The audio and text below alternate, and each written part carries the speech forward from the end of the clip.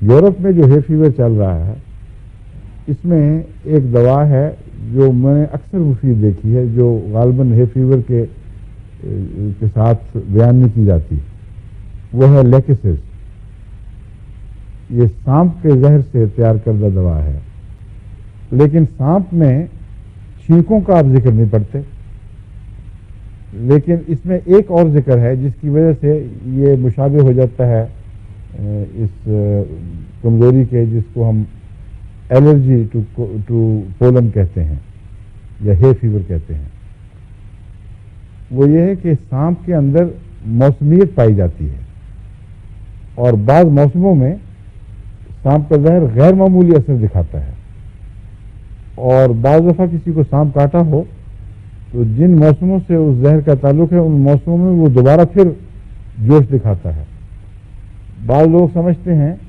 کہ ان کو ہر موسم میں وہ سانپ جہاں بھی ہو سانپ ضرور کاٹتا ہے۔ بعض سانپ ایسے ہیں جو اس لیے وہاں کاٹتے ہیں جا کر کہ اس موسم میں اس سانپ کی خاص بو پیدا ہو جاتی ہے، اور عموماً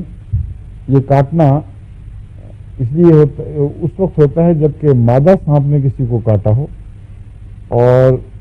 ہر بہار کے موسم میں یا جو اس کا کوئی خاص موسم ہے اس کے جسم سے کوئی غیر معمولی خوشبو نکلتی ہے جس کو انسان نہیں سمجھتا،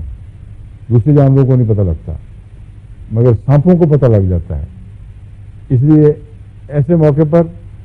اگر ارد گرد سانپ ہو تو وہ جائے گا اور اس کو کاٹے گا، اور کہتے ہیں اکثر اس کا نقصان نہیں ہوتا۔ اس کی دو وجوہات ہیں، ایک تو یہ کہ سانپ کاٹنے کی نیت سے اس طرح حملہ نہیں کرتا کہ اس کو کاٹے غصے سے اور پھر اپنے سر کو دانتوں کو کھینچے زور سے۔ سانپ کے دانت یوں ہوتے ہیں، جب وہ یوں کاٹتا ہے تو کنڈی سی بن جاتی ہے اندر، اگر آپ اس کنڈی کو یوں واپس نکال دیں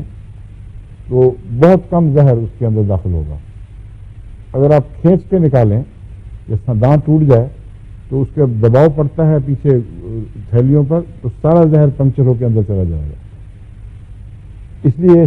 ان کو سانپ ملائمت سے کاٹتا ہوگا، میرا یہ خیال ہے، یعنی اس طرح غصے کے ساتھ نہیں کاٹتا، اس لیے زہر پھینکتا ہی نہیں ہے اندر۔ یا دوسری بات یہ کہ الرجی کی ہے نا، سارا نظام ہی یہ سانپ کا زہر کا الرجک ہے، تو ان کو ایک دفعہ سانپ کاٹ چکا ہے، اس کے خلاف جسم رد عمل دکھا چکا ہے، اب وہ سانپ کاٹے بھی تو ان کو الرجی اس کے خلاف نہیں ہوتی۔ تو یہ چونکہ موسمی ہے اور سانپ کا زہر کا گہرا تعلق ہی الرجی سے ہے، اس لیے اگر ہے فیور میں لیگسس کی 1000 خوراک آپ دے دیں رات کے وقت، تو بعض دفعہ ایک ہی خوراک سے ہے فیور کی ٹینڈنسی ٹھیک ہو جاتی ہے۔ جرمن ہومیوپیتھ بھی اس کو استعمال کرتے ہیں، لیکن ان کا کوئی خاص سسٹم ہے، وہ وزن بھی کرتے ہیں اس کا دوائی کا۔ میں نے تو کبھی پرواہ نہیں کی کہ ایک گولی منہ میں گئی ہے 10 یا 50، لیکن شریف خالد صاحب نے مجھے بتایا تھا ایک دفعہ کہ ان کو اس کی تکلیف تھی، پرانی الرجی کی، کسی قسم کی دواؤں سے علاج آرام نہیں آیا، ہومیوپیتھ نے بھی زور مار لیا، ایک جرمن ڈاکٹر کے پاس گئے، اس نے لیکسس دی، مگر اس سے پہلے ان کا وزن پوچھا، عمر پوچھی اور کئی، پھر وہ تول کے دی، ایک چھٹانگ لیکسس یا آدھی چھٹانگ لیکسس، اور کہا کہ اکٹھی ایک دفعہ کھا جاؤ۔ کہتے ہیں وہ اس کے بعد آج تک پھر کبھی تکلیف نہیں ہوئی، ایک بھی چھینک نہیں آئی پھر، یعنی اس بیماری کی چھینک ویسی تو آ جاتی ہوں گی ان کو، یعنی اگر وہ کالی مرچ سونگھ لیں تو چھینک تو آئے گی الرجک چھینک نہیں۔ میں نے اس لیے آپ کو سمجھایا ہے کہ جب آپ ایسے تجربے دیکھیں تو ان پر غور کیا کریں، وجہ معلوم کریں۔ یعنی ایک ہومیوپیتھ جو ہے وہ بہت ہی سختی سے علامتیں تلاش کرے گا، جو چھینکوں کی علامت ہوئی تو چھینکیں دوں والی دوائی دوں گا، وہ سیبرڈیلا کے اوپر عمر گوا دے گا اور مریض ٹھیک نہیں ہوگا۔ تو مریض کی جو ظاہری علامتیں ہیں صرف ان کو ہی زیر غور نہیں لانا چاہیے، بلکہ اس کی بنیادی وجوہات دیکھیں، جس کا الرجی سے تعلق ہے کیوں ہے، وہ الرجی کسی خاص موسم میں آتی ہے۔ اگر وہ بہار کی الرجی ہے